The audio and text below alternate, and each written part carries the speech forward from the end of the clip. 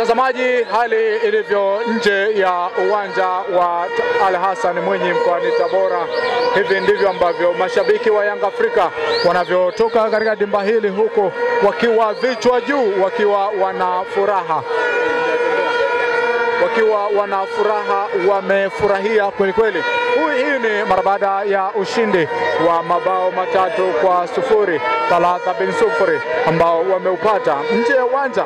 Maneno yalikuwa ni mengi sana ambayo yalizungumzwa kabla ya mchezo huu, lakini mara baada ya mchezo huu, watu wa Tabora United ama nyuki wa Tabora wamenywea kweli kweli, wamekumbatiwa.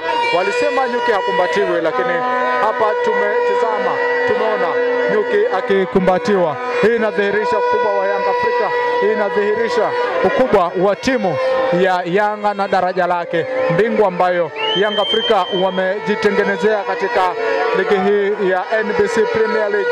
Yanga Afrika mpaka hivi sasa tunaweza kusema wameifanyia ukoloni ligi ya Tanzania kwa kuitawala, kwa kuchukua ubingwa mara 30 katika ligi hii, katika ushindani mkubwa uliopo katika ligi hii.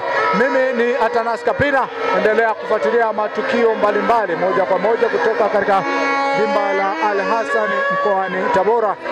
Yanga Afrika wanaendeleza ubabe wao na wanaendeleza kutawala. Hizi ni shamra za mashabiki ambazo zipo nje ya uwanja mara baada ya kupata matokeo, mara baada ya kushinda ushindi ambao pengine hawakutegemea wao kupata matokeo ya namna hii.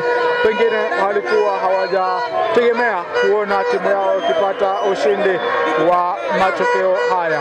Mimi ni Atanas Kapina, endelea kufuatilia taarifa mbalimbali kutoka katika dimba la Ali Hassan Mwinyi kwa update mbalimbali za kimichezo.